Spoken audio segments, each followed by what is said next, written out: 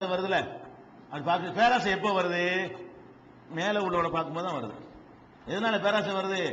நீங்க வீடு கட்டிட்டு இருக்கிறீங்க, எல்லா ஊர்ல எல்லாரும் குடிசை, அவனுக்கு பங்களா ஆசையே வராது. எல்லாரும் அந்த ஊர்ல அம்புட்டு பேருமே குடிசையா இருக்காங்கன்னு வைங்களேன், அவனுக்கு என்ன வராது? நம்ம ஒரு அரண்மனையை கட்டணும்னு ஒரு ஆசையே வராது. ஒரே ஒருத்தன் கட்டிட்டான்னு வைங்க, இந்த மாதிரி நம்ம இந்த மாதிரி அப்படின்னு என்ன செய்ய, உன்னை பார்த்தவன தானே வரும். வாஷிங் மிஷின் வேணும்னு பொம்பளை கேட்கவே மாட்டா. பக்கத்து வீட்டுல வாங்கிட்டாங்கன்ற உடனே பஞ்சாயத்து வரும். பக்கத்து வீட்டுல வாங்கலன்னா பஞ்சாயத்து வருமா? பக்கத்து வீட்டுல, எதிர்த்த வீட்டுல, தெரிஞ்ச வீட்டுல, சொந்த மாமா வீட்டுல, மச்சான் வீட்டுல வாங்காத வரைக்கும் உன்கிட்ட வாஷிங் மிஷின் கேட்டு தொந்தரவு பண்ண மாட்டாங்க, பிரிட்ஜ் கேட்டு தொந்தரவு பண்ண மாட்டாங்க, அது வேணும் இது வேணும் கேட்டு தொந்தரவு பண்ண மாட்டாங்க, வெளிநாட்டு சாமான் வேணும்னா தொந்தரவு எப்ப தொந்தரவு பண்ணுவாங்க? அங்க எங்கேயாவது வந்துட்டா போச்சு. யாராவது வீட்டுல வந்துருச்சுன்னா நமக்கு அது வேணும்ல. அப்ப மனிதனுடைய பேராசை எங்க உருவாகுது தெரியுமா? மேல உள்ளதை பார்க்கும்போது தான் உண்டாகுது. ரசூலுல்லாஹி ஸல்லல்லாஹு அலைஹி வஸல்லம் சொல்லி தர்றாங்க, இதா நல்ல அகதுக்கும் இலாமன் புல்லில் அலைஹி ஃபில் மாலி வல் கல்ப், செல்வத்திலையும் படைப்பு கோலத்திலையும் சிறப்பிக்கப்பட்ட ஒருவனை நீங்கள் காண நேர்ந்தால், உங்களை விட காசு பணம் நல்லா உள்ளவனை பாக்குறீங்க, உங்களை விட திடகாத்திரமாக ஆரோக்கியமாக வலிமையாக இருக்கக்கூடிய ஒருத்தனை என்ன செய்றீங்க, நீங்க பாக்குறீங்க, அழகா இருக்கிறவனை பாக்குறீங்க. இப்படி பார்த்தால் அதை நீங்க அதுக்கு பரிகாரம் என்னன்னு கேட்டா, உங்களை பேலன்ஸ் பண்ற பரிகாரம் என்னன்னு கேட்டா, ஃபல்யன்துர் இலா மன் ஹுவ அஸ்ஃபல் மின்ஹு, தன்னை விட கீழே உள்ளவனையும் பாரு. தெருவுல ஒருத்தன் வாஷிங் மிஷின் வாங்கிட்டான், இன்னும் 40 பேர் வாங்காம இருக்கானே. 42 பேர் இருக்கக்கூடிய ஒரு தெருவுல ஒருத்தன் வாங்கிட்டான், நம்ம ஒரு ஆள் வாங்காத ஆளுன்னு வைங்களேன், மீது 40 வீட்டுல ஒண்ணு வாங்காம இருக்கான, நீ என்ன பண்ணனு? இந்த பண்ணலாம், அவன் மலமாங்கலையே, நம்மளோட கீழே இருக்கானே, நம்ம கிட்ட அம்மி கூட இருக்கு, அது கூட அவன்கிட்ட இல்லையே, நம்ம கீழே இருப்பான்ல, நமக்கு கீழே கண்டிப்பா இருப்பானா இல்லையா? எந்த ஒரு மனுஷனா இருந்தாலும் அவனுக்கு கீழே என்ன, ஒரே ஒரு 2 பேருக்கு தான் இந்த பஞ்சாயத்து. என்னது? உள்ளதுலயே எல்லாத்துலயும் கீழே ஒரே ஒருத்தன் நிப்பான்ல, அவன் தான் கீழே உள்ளால பார்க்க இயலாது. எல்லாத்துலயும் மேல ஒருத்தர் இருப்பான்ல, பில்கேட்ஸ் உலக பணக்கார, அவன் யார் போய் பார்ப்பான் வேலைக்கு பார்க்கறது? அவன் பொறாமைப்பட மாட்டான், அவனுக்கு சொல்ல தேவையில்லை. பில்கேட்ஸ் பொறுத்த வரைக்கும் அவன் யாரை பார்த்து பொறாமப்படுவான்? அவன்கிட்ட உள்ளதுல கூடுதலா இருக்குது.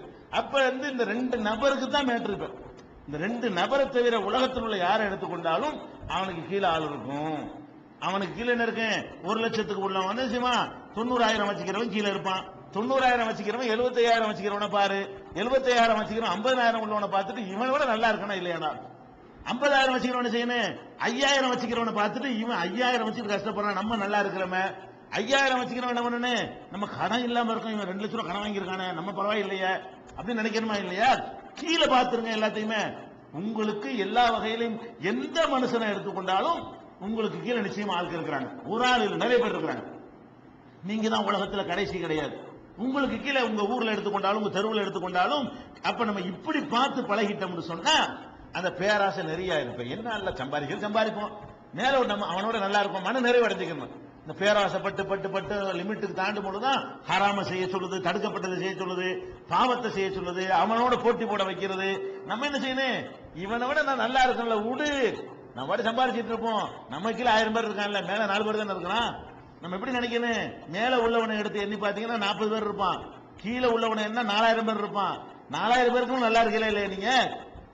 அப்ப ரசூல் ஸல்லல்லாஹு அலைஹி வஸல்லம் சொல்றாங்க, உங்களை விட மேலே உள்ளவரை நீங்க பார்க்க நேர்ந்தால், செல்வத்தில, ஆற்றல்ல, சக்தியில, மற்ற விஷயங்கள்ல, பதவியில, அந்தஸ்துல மேல உள்ளவர்களை நீங்கள் பார்த்தீர்களே ஆனால், ஒரு முதலமைச்சரை பாக்குறீங்க, ஒருத்தர் தானே நாட்டில் முதலமைச்சர் இருப்பார், மத்தெல்லாம் கீழே தானே இருப்பான், நிறைய அவனுக்கு பாக்குறேன், கீழே உள்ளது பாரு 50 பேர் முதலமைச்சர், 72,000 முதலமைச்சரா இருக்கிறான். நீ என்ன நினைக்கணும்? மேல உள்ளவன் 1 2 தான் இருப்பான், கீழே தான் நிறைய பேர் இருப்பாங்க. உன்னை விட கீழே உள்ளவங்களை பார்த்துக்கன்னு சொல்றாங்க. இது புகாரியில 6490வது ஹதீஸில் நீங்கள் பார்க்கலாம். அதே மாதிரி ரசூல் ஸல்லல்லாஹு அலைஹி வஸல்லம் சொல்றாங்க, உன்துரு இலா மன் அஸ்ஃபல மின்கும். அப்ப ரசூல் ஸல்லல்லாஹு அலைஹி வஸல்லம் சொல்றாங்க, உங்களை விட மேலே உள்ளவரை நீங்க பார்க்க நேர்ந்தால், செல்வத்தில, ஆற்றல்ல, சக்தியில, மற்ற விஷயங்கள்ல, பதவியில, அந்தஸ்துல மேல உள்ளவர்களை நீங்கள் பார்த்தீர்களே ஆனால், ஒரு முதலமைச்சரை பாக்குறீங்க, ஒருத்தர் தானே நாட்டில் முதலமைச்சர் இருப்பார், மத்தெல்லாம் கீழே தானே இருப்பான், நிறைய அவனுக்கு பாக்குறேன், கீழே உள்ளது பாரு 50 பேர் முதலமைச்சர், 72,000 முதலமைச்சரா இருக்கிறான். நீ என்ன நினைக்கணும்? மேல உள்ளவன் 1 2 தான் இருப்பான், கீழே தான் நிறைய பேர் இருப்பாங்க. உன்னை விட கீழே உள்ளவங்களை பார்த்துக்கன்னு சொல்றாங்க. இது புகாரியில 6490வது ஹதீஸில் நீங்கள் பார்க்கலாம். அதே மாதிரி ரசூல் ஸல்லல்லாஹு அலைஹி வஸல்லம் சொல்றாங்க, உன்துரு இலா மன் அஸ்ஃபல மின்கும், உங்களை விட கீழ் நிலையில் உள்ளவர்களை பாருங்கள், வலா தன்துரு இலா மன் ஹுவ ஃபௌகக்கும், மேல உள்ளவங்களை பார்த்துறாதீங்க. இதான் மருந்து. பேராசையை வெல்வதற்குரிய மருந்து என்ன? மாத்திரை. இதான் மாத்திரை.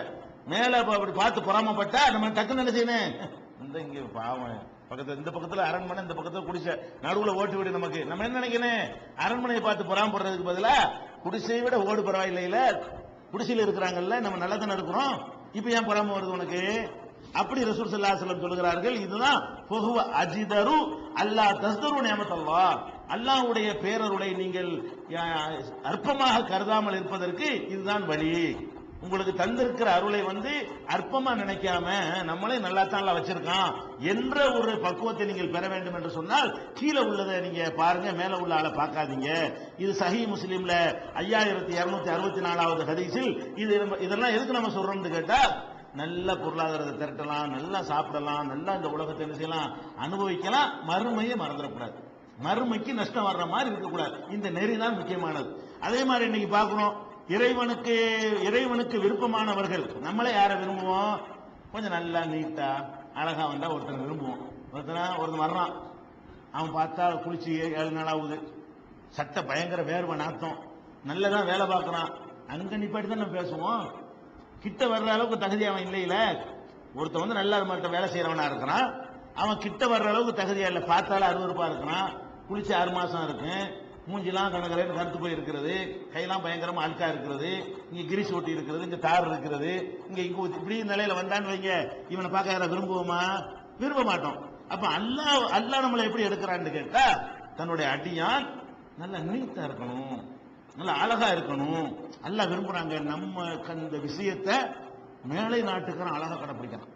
இஸ்லாம் சொல்லக்கூடிய விஷயத்தை மேற்கத்திய கலாச்சாரத்தை செய்வான், அவன்கிட்ட சோத்துக்கு இருக்குதோ இல்லையோ, அப்படி வெளியே வந்தானே என்ன இருக்கணும், அப்படி என்ன ஸ்டைல் பண்ணி திரியறாருமாங்க, ஸ்டைல் பண்ணி தான் திரியணும். இஸ்லாம் உனக்கு சொல்றது என்னது, சோத்துக்கு இருந்தாலும் சோத்துக்கு இல்லாட்டாலும் என்ன பண்ணு, ஸ்டைல் ஆயிரி, நாகரிகமாயிரி, அழகாயிரி, இருக்கிற ட்ரெஸ்ல அழகான ட்ரெஸ் போடு, அழுக்கு இல்லாம போடு, நல்லா ஒசத்தியா போடு, பாக்குறவனுக்கு என்ன செய்யணும் அப்படி இருக்கணும். எப்படி சஹாபாக்களை பத்தி எல்லாம் சொல்லி காட்டுறான், யஹ்சபுஹுமுல் ஜாஹிலு அக்னியா, சஹாபாக்களை ஒரு விவரம் தெரியாத ஒருத்தன் பார்த்தானேயானால் அவர்களை பெரிய செல்வந்தர்கள் என்று நினைப்பான். சஹாபாக்கள் இருக்கிறது கொஞ்சமோ நெஞ்சமோ இருக்கிறத வச்சுட்டு அப்படி அழகா இருப்பாங்க. பார்த்தா உங்கள்ட்ட என்ன இருக்குதோ அதை கொண்டு அழகா இருப்பாங்க. பார்க்கிறவனுக்கு இவங்க எல்லாம் சோத்துக்கு கஷ்டப்படுறவங்க யாரும் கஷ்டப்பட்டாங்க. ஒரு பேரிச்சம்பழத்துக்கு மறு பேரிச்சம்பழம், ஒரு நாள் பேரிச்சம்பழம் சாப்பிட்டு அடுத்த நாளைக்கு பேரிச்சம்பழம் கிடைக்காது. அந்த மாதிரி இருந்தால் கூட யாராவது வெளியூர்காரன் சஹாபாக்களை அபூ ஹுரைரா பார்த்துக்கிட்டு பாவம் பஞ்சத்தில் அடிபட்டோம்னு நினைக்க மாட்டானா? ஏன் அப்படி காட்டிக்கிற மாட்டாரு? பஞ்சத்துல மூஞ்செல்லாம் கழுவி ஃப்ரெஷ்ஷா இருந்தா இப்படி பஞ்சத்துல அடிபட்டு சொல்லுவாங்க. நோம்பு வச்சு இந்த மாதிரி இருப்போம்ல, நோம்பு வச்சா அதுக்கு என்ன நம்மளால ஒரு ஆக்ஷன் பண்ணுவோம். அவனுக்குதான் நோம்பு வச்சா வெளியில தெரியணுமா, அப்படி நடக்கும் போது எப்படி போறது, எப்படி தலையை தொங்க விட்டுக்கிறது, இது மாதிரி இதெல்லாம் கூடாது. அவனுக்குதா நெசமா அப்படி இருக்காது. வேணும்னு சில ஆளுக்கு என்ன செய்யறது, நோம்பாளிட்டு காட்டுற மாதிரிலாம் நடக்குவாங்க. சஹாபாக்கள் எப்பவும் நோம்பாளி அந்தஸ்தெல்லாம் இருந்தாங்க. யாரு பார்த்தாங்கன்னு சொன்னா இவங்க எல்லாம் சாப்பாட்டு கஷ்டப்படுறாங்க நினைக்கவே மாட்டாங்களாம். அந்த மாதிரி நம்ம என்ன செய்யணும், இதுல நம்ம ரொம்ப பின்தங்கி இருக்கிறோம். முஸ்லிம் சமுதாயம் இந்த நீட்டாக இருக்கிற விஷயத்துல ரொம்ப ரொம்ப பின்தங்கி இருக்கிறத பாக்குறோம். ட்ரெஸ்ல, பொருள்களை வைக்கிறதுல, கையாளுவதுல எதுவுமே சுத்தம் கிடையாது. ஆனா ஒண்ணு அல்லாஹ்வுடைய ஆலயத்தை சுத்தமா வச்சுக்க நம்ம தான் டாப்பு. அல்லாஹ்வுடைய ஆலயம், கடவுளை வழிபடுற இடத்தை பாத்தீங்கன்னா என்ன பிசுக்கு இருக்காது, வலியாது, அழுக்கு இருக்காது, சும்மா உட்கார்ந்து எந்திரிச்சிட்டு போகலாம், பாயே விரிக்காட்டா கூட தொழுதுட்டு போகலாம். அல்லாஹ்வுடைய ஆலயத்தை மட்டும் நம்ம என்ன செஞ்சிருக்கணும், உலகத்துல எந்த ஆலயமும் இப்படி இருக்காது.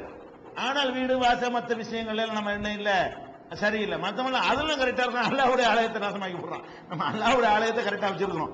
இது பாருங்க, ரசூல் ஸல்லல்லாஹு அலைஹி சொல்றாங்க, அல்லாஹ் என்ன சொல்றான்னா, ஹுது ஸீனதகும் இந்த குல்லி மஸ்ஜிதின், வழிபாட்டுக்கு போகும் பொழுது, கடவுளை நெருங்கும் பொழுது, இறைவனுடைய அன்பை பெறும் பொழுது இருக்கிறதுலயே மட்டமான ஆடை அணிஞ்சுக்கிட்டு இறைவனை வழிபட போறோம்னு சொல்லி அப்படிதான் எல்லாரும் போறத பாக்குறோம். அல்லாஹ் குர்ஆன்ல கட்டளையிடுறான், ஒவ்வொரு தடவை பள்ளிவாசலுக்கு போகும் பொழுதும் உங்களுடைய அழகை, ஜீனத்தை, கவர்ச்சியை ஏற்படுத்திக் கொள்ளுங்கள். அல்லாஹ் சொல்றான், புது ஜீனத்துக்கும் இந்த குல்லி மஸ்ஜிதின், ஒவ்வொரு மஸ்ஜிதுக்கு போகும் பொழுதும் எப்படி போகணும், அப்படி நீட்டா போகணும். மஸ்ஜிதுக்கு போனா அப்படி நம்ம தொழுது போகும்போது மட்டும் அது பழைய சட்டை போட்டு போக கூடாது. பெரிய அதிகாரியை சந்திக்கணுமோ நீட்டா புரியல இல்லையா, பள்ளியாசலுக்கு வரும்போது என்ன செய்யணும், இருக்கிறதுலயே நல்ல நீட்டா, அப்படி அதான் அதிகமா 5 தடவை வெளியே வரும்போது அந்த மாதிரி நீட்டா வரணுமா. இது குர்ஆன்ல 7வது சூறாவுல 31வது வசனத்தில் சொல்லுகிறான், இந்த மாதிரி அழகாக நீங்கள் உங்களை ஆக்கிக் கொள்ளுங்கள். அப்படி ஒரு மார்க்கம். அழகா இருக்கிறது தப்புன்னு சொல்றாங்க. அதை எந்த அளவுக்கு சொல்றாங்க, குளிக்காமையே இருக்கிறது, இப்படி பரட்ட படிஞ்சு போய் இருக்கிறது, தலையெல்லாம் திப்பி திப்பியா இருக்கிறது, பயங்கரமா சிக்கு பிடிச்சு போயிருக்கிறது, அதை தாடி மீசை எல்லாம் ஒண்ணா ஒட்டிட்டு போயிருக்கிறது, அப்படி மீசை வந்து வாயை மறைச்சிக்கிட்டு அவ்வளவு அழுக்குகள் இருக்கிறது, நகம் வெட்டாம இருக்கிறது, இப்படி அக்குள் முடி இப்படி கை தூக்கினா இந்த வரைக்கும் தொங்கும், அந்த மாதிரி இருக்கிறது. இதெல்லாம் வந்து என்னமா, இதெல்லாம் வந்து ஆன்மீகம்ங்கிற பேர்ல, இதெல்லாம் கடவுளுக்காக வேண்டிய அர்ப்பணித்து கொண்டவங்க இவங்களுக்குலாம் பேரு. இதை இஸ்லாம் அக்செப்ட் பண்ணாது, இதை இஸ்லாம் ஒரு காலத்திலும் ஒத்துக்கொள்ளாது. எந்த அளவுக்கு ஒத்துக்கொள்ளாது? இப்ப பாருங்க, ரசூலுல்லாஹ்ட்ட வந்து சொல்றாங்க, ரசூல் ஸல்லல்லாஹு அலைஹி வஸல்லம் ஒரு நாள் சொல்றாங்க, லா யதுகுலுல் ஜன்னத மன் கான ஃபீ கல்பிஹி மிஸ்காலு தர்ரத்தின் மின் கிபரின். ஒரு அணு அளவுக்கு பெருமை ஒருவன் உள்ளத்தில் இருந்தால் அவன் சொர்க்கம் செல்ல மாட்டான். ரசூல் ஸல்லல்லாஹு அலைஹி வஸல்லம் பயன் பண்ணிட்டு இருக்காங்க. அப்ப மக்களுக்கு சொல்றாங்க, அணு அளவு பெருமை இருந்தால் கூட ஒருத்தன் சொர்க்கத்துக்கு போக முடியாதுங்கிறாங்க. அப்போ ஒரு சஹாபி எந்திரிச்சு கேட்கிறாரு, இன்னர் ரஜுல யுஹிப்பு அன் யகூன தௌபுஹு ஹஸனன் வ நஅலுஹு ஹஸனன். ஒரு மனுஷன் வந்து தன்னுடைய ஆடை அழகா